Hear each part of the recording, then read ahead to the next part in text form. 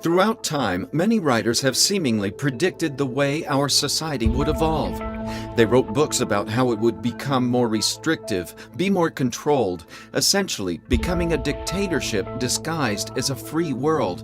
The question remains, however, who exactly are these visionaries such as Orwell, and how did they acquire such knowledge?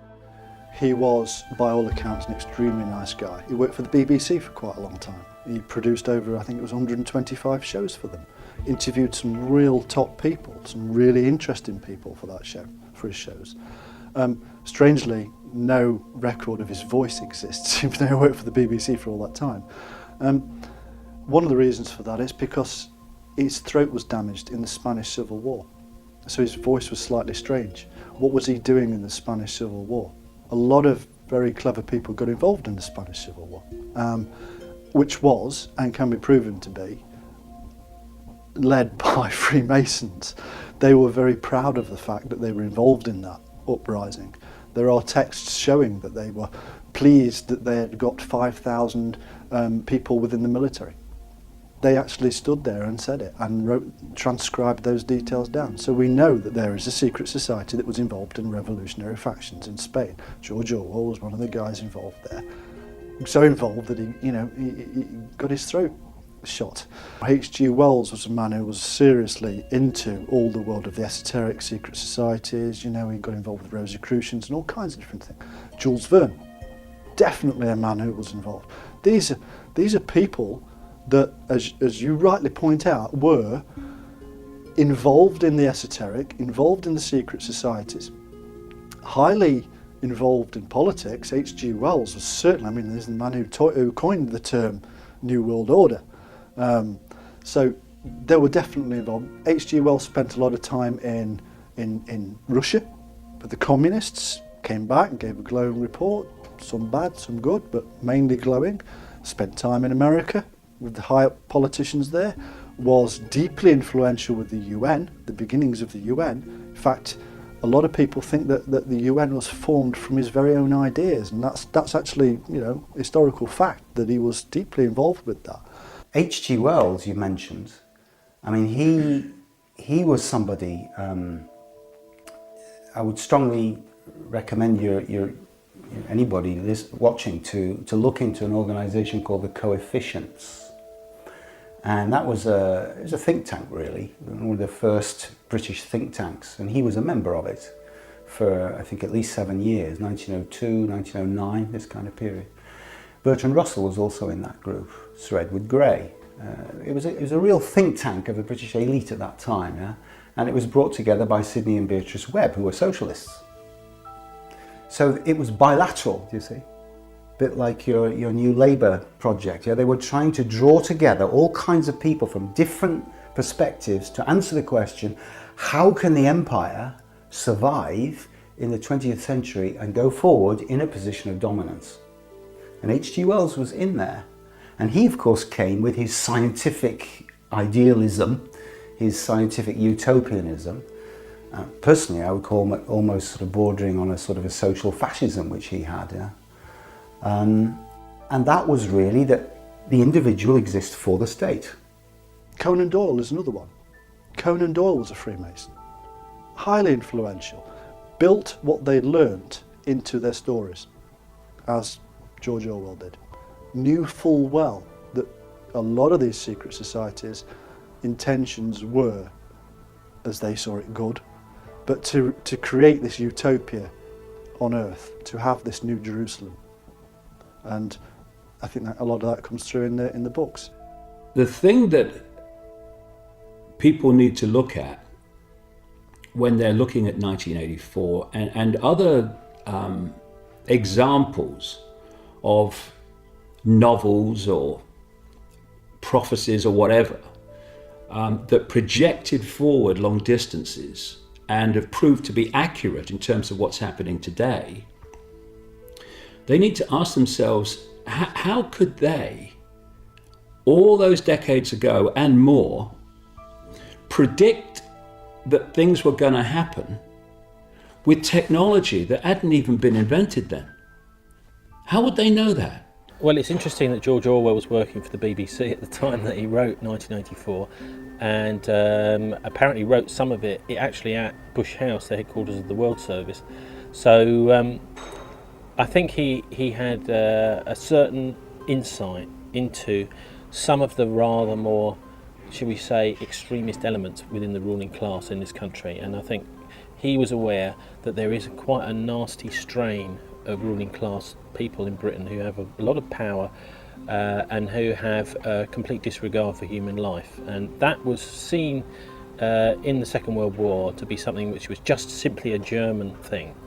I think, yes, obviously it was largely a Nazi ideology, was totally pernicious towards human life, but I think they were documented, particularly in the United States, with George Bush's family and Prescott Bush. There was support for the Nazis within the Western world, and certainly within Britain. We had a king who had to be sort of quietly shuffled out of the way, who was pro-fascist, and I think there's clear evidence that there's still some kind of covert fascist influence within the British ruling class. All the things that are going on all the levels, political, technological, secret society operations, black operations, are leaked to us in the movies. I don't really have a complete understanding of why they choose fictional means. I mean, you know, the jury's out. All I know is that they do it. With online media playing such a fundamental role in our everyday lives, the effect of viewing alternative information in documentaries and presentations can have profound implications. And while you may want to inform everyone in your circle of friends and family, you may have some resistance to your attempt at enlightenment. You get hurt because you suddenly found you've been told this like massive lie, you know, and most of the things that you believed in, have just been shattered. So as soon as you find something like that out, you start investigating more and more, and you think, well, what else have they done? What else have they been up to? You know, and I went down the road and I started looking at all this sort of kind of agenda. And one of my favourite books when I was a kid, was 1984. And I had read A Brave New World, but didn't rate it as much. But when I started looking at certain things to do with that and certain things that were going on in the world, a couple of things started to click. Someone who is completely welded to this so-called 5 sense solid reality and believes that it's real and believes that this world is all there is, or believes in some religious deity or whatever, it's going to be one hell of a shock when they realize that their whole belief system was fraudulent. Their whole belief system was completely illusory. And it's basically like sitting in a room and other people in the room, in the little room, are telling you that this is all there is nothing else, or the something else beyond the room is some religious deity. And you get brought up in that room, your whole experience and knowledge and everything comes from that room. And then someone comes along and takes the lid off. Have a look at that, darling. I mean, it's going to blow your mind, isn't it? I think the first reaction is incredulousness. Why, that can't be. You know, I didn't hear that on CNN or Fox. My parents didn't tell me about that. Nobody in school told me about that. But if you can get past that, and some people cannot, but if you can, then you start researching on your own, you suddenly find that the whole world and the history of the world is very different from what you've been taught. I say that in my work I'm always emphasizing that light both conceals as much as it reveals. And I'm kind of shocked that people haven't noticed this simple dynamic. Light conceals as much as reveals. Could it be then that the Illuminati are using light because, for the same reason as a policeman, when he shines light in your face, he's blinding you? That light has this principle to also blind you? In the United States, after all, we've put people in prison for conspiracy. And yet, when we talk about a conspiracy at the corporate or government level, they tend to poo-poo it and say, well, there can't be any such thing. What hogwash. So who is running the show, you might ask? Well, that's the tricky part. This new world order is centuries in the making, and just when you think you've identified the bad guy, he's hung out to dry in an attempt to maintain face, as the agenda is all that matters, and no one is more important than the agenda. This is a team game, and the team serves the agenda, no matter what. It's like a global spider's web. The center of the spider, or the spider in the center of the web, is in Europe. It's on operational level. It's in places like London and Rome and Paris and Germany. This web goes out across the world, and each strand in the web is an organization or a secret society that answers to the spider. The closer the strand is to the spider, the more secretive it is, the more exclusive it is. And if we're talking about names, what these guys try to do in the most secretive of their organizations is not to give them names at all. Because it's much more difficult to research something and uncover something that doesn't have a name. You want to try it. So you have to give it a name.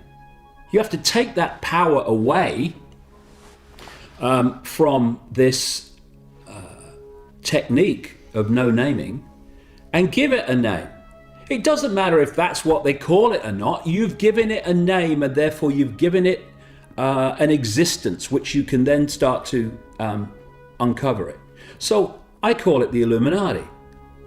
And that's a name that's often been used. It's been used officially by an organization called the Bavarian Illuminati, which came obviously out of Germany through the Rothschilds and a guy called Adam Weishaupt. But that's not the Illuminati I'm talking about. That's a strand in the web.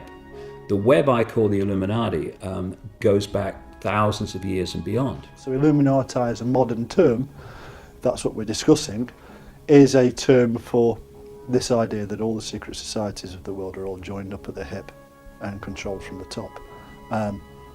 In all the years of researching that I've done, I haven't yet found that man with the white cat. And I don't personally believe that there is a man there with a white cat stroking it, telling Mr. Bond that he's going to die. I really don't see that, personally. What I do see men conspiring at every level, whether it's in the schoolyard or whether it's down at the Freemasonic Club or whether it's at Parliament or Congress. Wherever it is, men conspire. There isn't just one psychopathic super criminal at the top, which is about as ludicrous as saying that there's a lone assassin was involved in the JFK murder. No. There's a bloodline. There's a generational thing going on here. There's a dragon court in operation, and they use the dragon symbol and they use the serpent symbol. It's right there in your face because that's their logo. Why should they not use it? A football team uses their logo, the police use their logo, the religions use their logo. The medical profession uses their logo, so does the Dragon Court. The Council on Foreign Relations and the Trilateral Commission in America, they are not known by most people in the public, but they're knowable. They operate in public because that's the spider's web starting to interact with mainstream society. Just a little bit back from that is the Bilderberg Group. And when you think that the real action is played out through these really exclusive secret societies close to the spider that dictate to the entire web, the Bilderberg Group is a strand in the web. And they have what I call defend the first domino. They know, for instance, that if the first domino goes down, it hits another domino, and suddenly you're starting to move. For instance, if you allow alternative healing to become widespread in society and accepted, the next question is, how does it work? So the first domino goes down. Okay, alternative healing, we accept it works. It's going to become part of mainstream society. Next domino, how does it work? Next domino, well, reality is not like we think it is. So you defend the first domino. And so with the spider's web, they want to defend the outer reaches of the web, so you don't start to get deeper into it. So they're quite happy for people to think that the Bilderberg Group is it. That's where it's all being orchestrated through, because they're out here. They're not where it really is. Well, they won't tell us themselves what the objectives are. In fact, what they say is that they're just a private club that wants peace and this kind of thing. Ultimately, if you look at what they've been pushing for, it's consolidation of power to themselves. If you look at the policies that have come out of Bilderberg, albeit unofficially through Chatham House rules, which means that you're allowed to promulgate these policies, but you're not allowed to say where that you heard about them. And it's all to do with consolidation of power. For example, there's no whisper of forgiving debt to third world countries. Now, I would say that is a place to start. In many ways, we are in debt to the third world countries for the way that we've abused them over the years, over the centuries even. And the idea that they should owe us something, I just find ridiculous. Now, this sort of idea is never to be found at a Bilderberg meeting. The other thing is that they are essentially looking at potential new leaders. That is to say, they are screening, vetting, interviewing potential new prime ministers, presidents around the NATO zone. And it is clearly tied in with NATO as well. The Secretary General of NATO always seems to appear magically at a Bilderberg conference the year before he gets nominated. And they do seem to wave this kind of what I call a magic wand of power. They bring someone along to a Bilderberg meeting, and amazingly enough, they become the next year maybe the leader of the opposition, and then of course possibly the Prime Minister and someone who's in charge of the country. This is the way that Tony Blair was slowly went on the ramp to success, and to be Prime Minister of Britain was, I mean, he was at a Bilderberg conference the year before he was nominated to be party leader of the Labour Party, for example. I noticed that this year at the Bilderbergers event, the top guy of Google is going to be there. I don't need to say any more. We'll fill in the gaps with that one. Why on earth would Google, why is it so powerful? You know, fill the gaps in. So these things are definite. There are definitely men trying to control the situation, trying to run things for us. I wouldn't say that there is one top man, I wouldn't say that there is one top club, but they all seem to be like interwoven. That's what the evidence shows. The rest of it, unfortunately, becomes part of the imagination. The trouble with Freemasonry is it's very difficult to actually pin it down, because nobody within Freemasonry will confirm or deny any allegations that are made about it. Now, this "we will not confirm or deny" approach, I think, is always, to any journalist, should immediately raise suspicions. If someone will not confirm or deny anything, then there better be a very good reason why they won't, because the job of journalists and the job of all organisations should be to tell the truth. Now, as soon as someone is not confirming or denying anything, then what they're doing is they are imposing what would normally be something to do with private privacy on a public body. So we're often told that Bilderberg is a private meeting. The only trouble is that the people at that private meeting are almost all, if not every single one of them, is a public figure with a great deal of public responsibility. So what they're trying to do is dress up these supranational pressure groups and very powerful organisations that formulate policy, and saying it's just a private meeting. Well, it's just poppycock. Well, if one makes a study of Freemasonry, you find it's just rife with all kinds of symbolism that involves Illuminati symbolism, Knights Templars, Egyptian, Greek. So they have a distinct historic worldview. The problem with Freemasonry is that it has a large outer circle and a small inner circle. Now, the outer circle does lots of good things. Here in the United States, they have burn centers and hospitals for children, and they're very civic-minded, and that's all well and good. The inner core may have a deeper agenda. But of course, if you ask a Freemason, is there an outer core and an inner core, I guarantee you he's going to tell you no. because he's either a member of the outer core, in which case he truly does not know there is this inner core elite, or he's a member of the inner core elite and has taken a blood oath not to reveal that. So it's the secrecy of this that causes a lot of people a problem. You know, ever since the days of John Dee, Queen Elizabeth's, you've probably heard of him, right? Queen Elizabeth's astrologer. We know that the elite in this country have worked with deeply esoteric principles, whether it be the military intelligence services or the Freemasonic circles. There's esoteric knowledge behind a very great deal of what they do. I hear so often people say, so-and-so is it. It's the Freemasons. It's the this, it's the that. It's not any of them exclusively. This analogy of the spider's web is crucial to understanding it. The spider at the center of the web, all the strands going out from the spider that are different organizations and secret societies. But the key is the web that holds it all together. So if you go high enough, or using the same analogy, deep enough into the web, then the Knights of Malta are the Freemasons. The Freemasons are the Jesuits, because they're one unit working together under different names.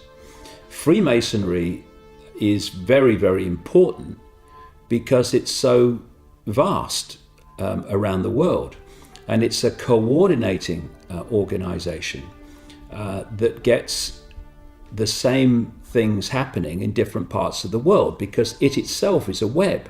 These are webs within webs. Well, the bloodline question is fundamental again, and the symbols of the bloodline, one of the most important symbols of the bloodline, can be seen and is seen by thousands of tourists in the front of Buckingham Palace. It's the red lion and the white unicorn. The reason for bloodline is simply this: the Atnists were always few, and you can't run the world with just a few people, no matter how evil you are. So you have to have a administrative body. You must have lackeys, you must have minions, you must have lieutenants. I think that you would have to look to business these days, and I think that you will find that battles still ensue, that religions still want to fight politicians and politicians want to fight religions, and that businessmen are on both sides. I think that you will find that the best places to look are not necessarily the elected politicians, but those unelected ones that we call civil servants. You will find that if you want to talk about bloodlines, there are some incredible bloodlines within the civil service. These are unelected officials which tell our elected officials, supposedly elected officials in our supposed democracy, what to do. Well, the big battle that's going on in the ruling classes, the political classes at the moment, and the opinion formers, is over what is this new world order going to look like. I don't think anyone is saying that the world is going to stay the same, because we're seeing economic meltdown, we're seeing increased political integration, but there's a contest for what kind of new world order we're going to have. Now, personally, I think we're not in any situation where having some kind of world government at the moment would be a good idea, because it seems that the ruling classes and the more right-wing elements in the ruling class have really taken over that idea. This is a mentality that would be quite ready to take down the whole planet in one battle between what would be perceived as good and evil. And that's clear in some of the mentality of Christian leaders like Tony Blair, who will quite happily bomb 10,000 people to save them for civilization, the project. And we see it in Afghanistan, where the pursuit of the Taliban, well, there's a whole village in the way, and unfortunately, it got bombed. But it's that kind of mentality on a larger scale. It's the same. It doesn't matter when you're playing the top game, whether it's 100 people in a wedding party in a village, whether it's a convoy of refugees in Bosnia. whether it's 100,000, whether it's 3,000 people in a skyscraper, even if they're your own people, there isn't your own people at that level. For me, I don't want to sit and go, you know, these are the guys. I mean, you can sit and you can say, well, look, yeah, it's the Rothschilds, it's the Rockefellers, right? It's the Carnegies, it's the Freemasons. Yes, it is. It's also IBM, it's Hewlett-Packard, it's Sun, it's the tech companies, it's Mobil, it's Exxon. What has happened is the New World Order now is also multinational companies that operate above governments. So when you look at who actually does, and what's a really good provable point, is who does the census for the US? It's IBM.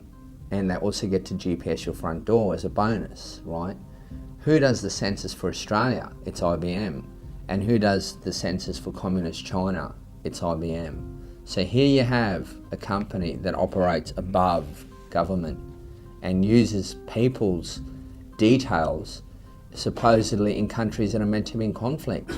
So there's the New World Order at play. You have this illusion that you have China and America actually conflicting and fighting, or, you know, like allies but not really allies, yet the same company's doing the census. Like, so who's really running the show? Though alternative media is on the increase, the mainstream networks and foundations have their own agenda, and they continue to tighten their grip around the unsuspecting public. Using icons of film and TV to subtly promote certain behaviors, you might think more people would be aware of the deception. But the New World Order is relentless in its endeavor, and the people are cleverly distracted like an audience in a hypnotist's sideshow. Often journalists are blamed for the content in the newspapers and on the broadcast and stuff which is broadcast too, and actually they are just pawns in some ways in this game, which increasingly is happening in the mainstream media, where big corporations are simply bought and sold on the open market for their political influence, and that's happening increasingly. I think there's a less and less trust from the British public in the press, and really that decay in the accountability of our media began probably in the early 1980s under Thatcher.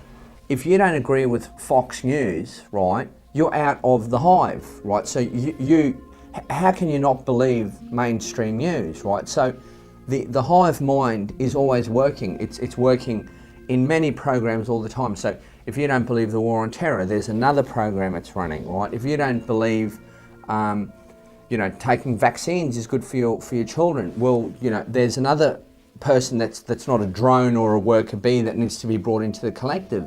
So there's all these programs that are working to bring you into this order out of chaos world, right?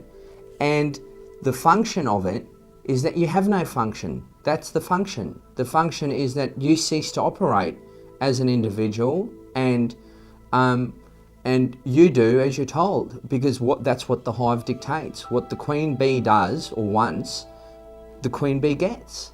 And the queen bee too can also be replaced, because it doesn't matter about the queen, it matters about the hive and how the hive functions. I think that we have a world full of children, that it's about time that they started to work things out and stop listening to a lot of the junk that's fed to them. Because I don't think that the junk is necessarily being fed to them in the food, although it is, without doubt. I think a lot of the junk is coming through all the mediums, radio, TV, internet, newspapers, whatever medium. That's where the junk's really coming from. It is such a fundamental foundation of this whole conspiracy. Keep from people, by controlling education, by controlling the mainstream media, information, and by controlling mainstream science big time through funding, not least funding, you keep from the people the true, vast, infinite, all possibility nature of reality, and you tell them this is what it is, and they live their lives thinking constantly, can't be done, I can't do this, that's impossible. And it just keeps them in the pen. When it comes to the theme of mind control or even mass control, and it's mechanics, it's almost hard to find examples because it's all that. It's ubiquitous. Almost every word that's used, not only the portrayal of certain archetypes, animals, women, men, races, but even the use of certain talismanic words, and I'm including faster, bigger, better, greater, younger, healthier, all sorts of talismanic words, and I used to teach children this, to observe this, waking them up to the fact that these terms are being used a lot in the media. But again, seeking for examples, it's every second. It's not one example, it's multiple. There's a whole barrage of this, coming out of Hollywood, coming out of Madison Avenue. What's happening in the mainstream is that idea that I represent you, Jon Stewart represents you, X represents you, is a Pied Piper concept.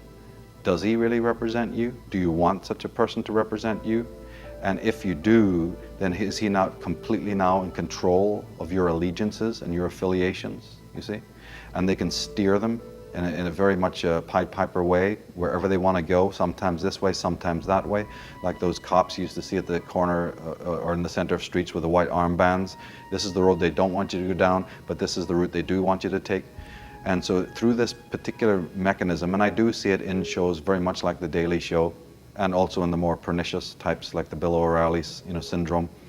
But people need to become very observant of this. Glenn Beck, not that these people don't have important and brilliant things to say, and after all, they're journalists, they collate and summate, and it's good to poke fun, and be the court jester, but you're still in the court. You're still serving the boss. War on terror. Fear of, is he a terrorist? Is he a terrorist? Am I going to get blown up on the underground? You've got fear of your fellow human beings. This is a fear in the feeling realm. And then we've had imposed upon us a fear of our life system, support systems, fear of the environment. Can I trust this water? Is it fluoridated? Can I trust this food? Is it irradiated? That's a fear of life, the life systems, yeah? But that fear is based, for example, like global warming, the whole debate about climate change and global warming, on our thoughts. What do we understand the truth to be? Well, the question of fear is very important. In fact, it might even be fundamental, because as Frank Herbert, the author, said, fear is the mind killer. And so the constant rug pulling, economically, socially, military, is a key part of all of this. Coming from a psychological background, I always distinguish fear from anxiety. I think it's important because fear ultimately is something external. You're afraid of things that are external. You're anxious about something internal. So yes, there's the certain architecture of fear and the installation and influx of fear on the external level. Oh my goodness, the economy. Oh my goodness, strange enemies at the gates. Oh my God, towers are burning, etc., etc., etc. My focus is much more on what is the concomitant of that within the psyche. And when you get into the question of anxiety, you then are really following an important thread there, because the anxiety question is age old again.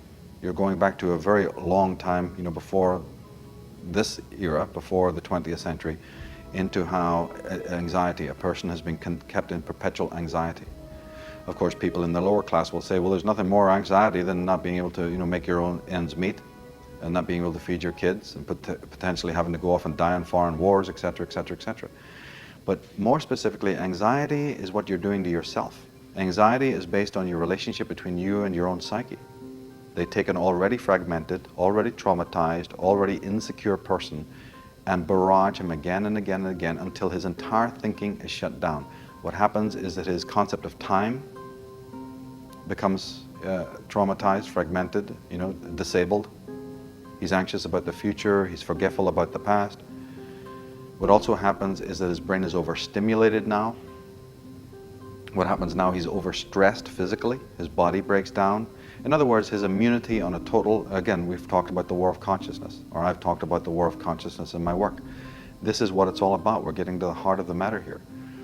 Once this immunity wholesale is lower, then you have the perfect slave, and he can be led towards a global village, or he can be led into complete servitude. In fact, he can even be led to die, you know, in a completely willful state. He can willfully go to die for your causes. What the conspiracy, because the people behind the conspiracy understand how all this works. Their bottom line, their foundation of this entire conspiracy is to disconnect mind from consciousness, which is like going on the internet and instead of the guy at the keyboard deciding where he goes, the computer's now deciding. Even more than that, the computer's now deciding what you think of the websites when you get there. In other words, the computer has taken over. The machine, if you want to call it that, it's far more than that, but the machine has taken over. The techniques of control used by the New World Order are becoming more advanced. With huge technological advances in medicine and computers, these two areas are key in the manipulation of the human consciousness. While human beings have the ability to use such technology to better our existence, there will be and always have been those individuals and corporations who wish to use it as a tool of control and discipline. You basically have got, IBM actually started as a census company in 1896 by a gentleman called Herman Hollerith. It started basically as a census company. So what they did is they got a contract with the US Census Bureau. They then evolved that into an actual tabulating machine. And what a tabulating machine is really a computer in its earliest form. So the punch card system was basically a software engineered program, in a sense, where the Nazi regime would come to Thomas Watson from IBM and say, look, what we want is a punch card system that can document race, lineage, occupation, location, you know, inventory, create the punch card systems for us. So kind of like in software engineering, you go to your program and you say, look, this is what we want, right? And the end result is, you know, verification, validation, and the software program is produced. So what would happen is you'd have different punch cards depending on what the Nazi regime actually wanted. Now, what makes IBM totally guilty in this basic transaction is IBM didn't actually sell the Hollerith machines to Nazi Germany. They leased them. So you had over 2,000, you know, Hollerith machines on basically all, you know, from Auschwitz to all the camps. And being able to actually process 64,000 cards per hour, right, you could basically, within 1 hour, find all the Polish people who were, you know, let's say of one particular occupation that were Jewish or were Gypsy or African Negro. So what you could then do is, utilising that data, you could then basically start metering out the people and utilising the information as power. So the census itself wasn't only limited to, you know, horse, livestock, cow. You actually had the Germans were out to find out the commodity for butter, like where was the butter stored, and the Danes were the actual guys that were hoarding all the butter. So what people need to do is look at IBM of what they accomplished with processing power of 64,000 cards per hour, and now we have the Blue Gene processors that can process 22.8 trillion computations a second, right? So just have a think about that. People who've accepted this conspiracy talk about the microchip being a device to track people. I keep saying all the time, there's never one reason for anything that these people do. Yes, on one level it's about tracking people, absolutely, but it's not only about that. It's about getting access to the body computer system, which is a electrochemical organism, and manipulating it mentally, emotionally, and physically through the chip. When you look at the eugenics program in the 40s, it was a case of let's get as much information of you as possible. Now we have IBM releasing things like the DNA transistor, which is just, you know, probably announced, I'd say, about a month or so ago, where they can actually reverse engineer your genome for roughly $1,000 to $100. So once you biometrically harvest everyone, you're right, and you've got your iris scan, your retina scan, your gait, your odour scan, your odour biometrics, sorry, etc. Right, from there on, what do they want? They want more. So they want your heart rhythm scan, they want your brain scan, they want you. So it goes from external biometrics to internal biometrics, and then eventually the holy grail is your genome, right? So once they've got the genome, IBM has then gone on record that we can actually now tailor vaccines to your genome. When you start going down that way of thinking, that is going down an Orwellian nightmare. That is going down to become Hitler's wet dream. Hitler, armed with this technology, he started to put in, how can we track individuals? How can we track things? He wanted to have systems to put barcodes, if you like, or numbers on each individual item. Why? Well, there's a lot of spectacles, a lot of objects that were discovered and found when they started eradicating people. Started off by identifying them. Once you've identified them, you can segregate them. Once you segregate them, they can only go into shops at certain times of day. They can only buy certain products. You can only smoke in certain areas. You move down that to a certain degree, you start moving things up, and over time, as these things become acceptable, we've lifted up. Eventually to the fact of, would you mind just leaving we know you've had a long journey, would you just mind leaving your clothes on the peg, and remember the number on your peg later on, and go and have a nice shower. Nobody would have thought anything different. And anybody who did expose that was seen to be some kind of conspiracy theorist or freak.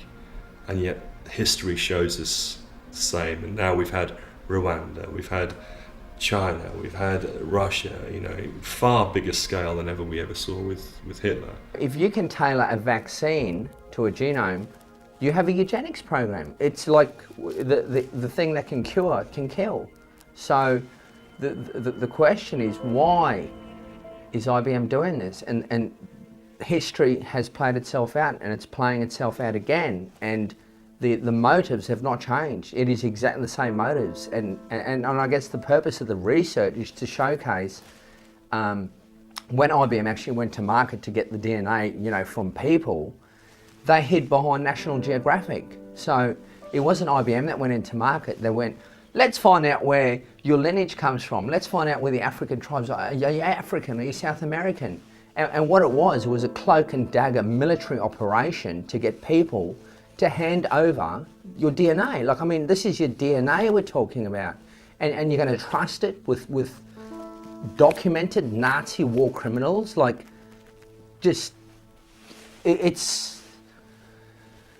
I'm speechless sometimes. Yes, it's true. The elite are big into eugenics, which could be, here in Texas, we'd say, who's your daddy? Okay? And they have the idea, this was all started by aristocrats and people who thought that the ruling classes somehow had more brain power and somehow were more capable of running the world than just the other commoners. And of course, this is a very dangerous philosophy. For one thing, all you have to do is look back through history. You find some of the most shining examples: Beethoven, Mozart. Some of the greatest minds in history came from poor background. And when you do press this agenda of trying to establish a ruling aristocracy that can run the planet, then all you have to do is look at the Hitler's Nazi regime to see the end result, because then it started slowly. Well, we need to get the mental defectives and the people who are too ill out of circulation, which they did, and then they began to say, well, we don't want them breeding, so they began their sterilization program. And finally they said, well, we just got to get rid of the real riffraff, so they started their euthanasia program, and pretty soon they were marching people into the ovens at the concentration camps. This is what comes of that type of thinking. People like George Orwell were talking basically about barcoded people. Other people who've talked about this in novels or said, in statements to various people that this is what's coming, because they know. They have, over the decades, predicted technology or predicted changes in society that required technology, like the microchip, that no one even thought of in the mainstream then. For me, when I actually saw VeriChip going into market and testing the waters in regards to, you know, the human microchip, what I actually did is I sat back and I saw, you know, like, here's a company that's actually going to market with a human implantable microchip. And the event itself was publicised, televised, and from my perspective, I thought, okay, here we have, you know, human beings actually being reduced to inventory, right? And what's going to happen? So I gauged the feedback. I thought, you know, the church is going to revolt. Civil libertarians just going to go crazy. Are we going to burn the building down, right? And nothing happened. Nothing happened. So that's how the movement was born. It was a case of not something that I really wanted to do. It was just something that had to be done because the structures or the people that, you know, we think are looking after us realistically aren't. Because when you look at constitutional lawyers, you look at the church system, you look at civil libertarians, and there's few of them around the world. This is the final frontier of human tracking, and for it to be dismissed when it's the same company that's manufacturing a microchip for your dog, right, spins a company off to put a chip in a human, like, just wake up, folks. Well, already we have RFID ink, so therefore we have the ability to tattoo rather than implant chips. So when I say implanting chips, think of pets. So your pet's escaped, you don't know where the pet is, we need to be able to track it, someone finds the pet. Being able to work out where that pet is something that most people would do. It's almost normal now to microchip animals. There's reasons for microchipping criminals, for microchipping Alzheimer's or people who don't have any motor control over their bodies. There's reasons to, you know, sort of chip all sorts of different people, from clubbers in Spain to officials in Mexican governments, to all sorts of different security reasons as to why it may be a good idea. And there's lots of arguments for and why these things should happen, and we start thinking, well, would I want to carry a microchip around in me? A few years ago, the Hollywood documentarist Aaron Russo was approached by Nicholas Rockefeller, one of the Rockefeller family, and told, you really do good work. You're ready to make good documentaries. Why don't you work for us and help us shape the future of mankind? And according to Aaron Russo, he asked him, he said, well, what is the game plan? What is the agenda? And according to Russo, Rockefeller replied, to microchip the population and have the rich people control the world. So there's the game plan, okay? Of course, they're not going to say, we want to microchip you so we can control you. No, no, no. It's going to be to save the children or to save your favorite pet. There's always going to be some rationale for why they want to use this. Probably it will come in the form of credit. Right now, one of the biggest problems in the credit card industry is identity theft. Somebody using your credit card. So what better way than to say, well, protect your credit by having a chip implanted in your wrist or your forehead or somewhere, your neck. This is very dangerous stuff because if you ever saw the Arnold Schwarzenegger movie, they could make a chip that they could trigger and it could explode, give you an aneurysm and kill you right then. So that's real control. So I think we should be very, very cautious about any effort to microchip the population. The long-term goal is to tag you, is to make you electronically aware, so that way you are meshed into a network. So when you actually look at the word online, online actually means to be under the direct control or connected to a mainframe. So the semantics, the science of semantics, they tell us what the word means. So when I take an RFID chip, I'm online, I'm connected. A network, what is a network? I'm worked into the net. What is a net? A net is something that catches you or ensnares you. What is the web? World Wide Web. What is a web? It catches, it ensnares. Without nanotechnology and microchips, they could not build their total central global control system of every man, woman and child on the planet. So it appears when it's necessary.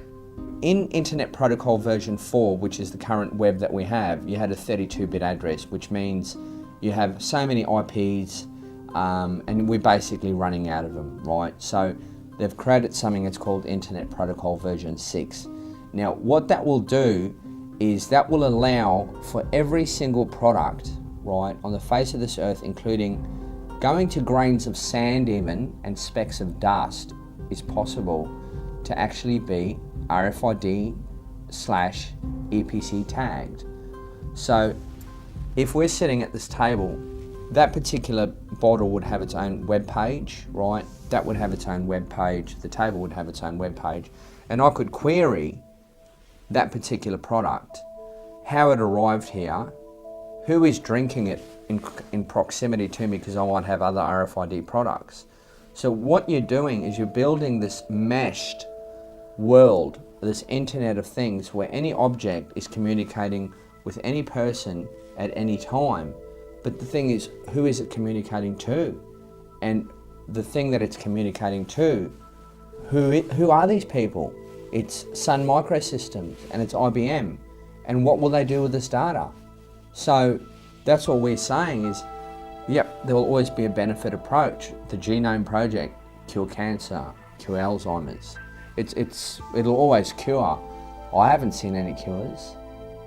You never will see any cures, because that's the lie. It's the benefit approach. The question now is, what are we going to do about it? What can we do about it? There have always been those who wish to control mankind, and they see themselves as illuminated to some degree. But this right to control, to dictate, is not something that should be forced upon us. We have the right to free speech, to protest, to stand up and say, we won't take this. There are many who are waiting for a revolution, waiting for the people to riot, to fight back on a physical level. And these people appear to be the very individuals who control us in the first place. If riots take place and the people take this fight to the government, then expect a lot of casualties and little support from those still inside the proverbial box. Many believe this revolution will take a different form, and the fight will be won in other arenas.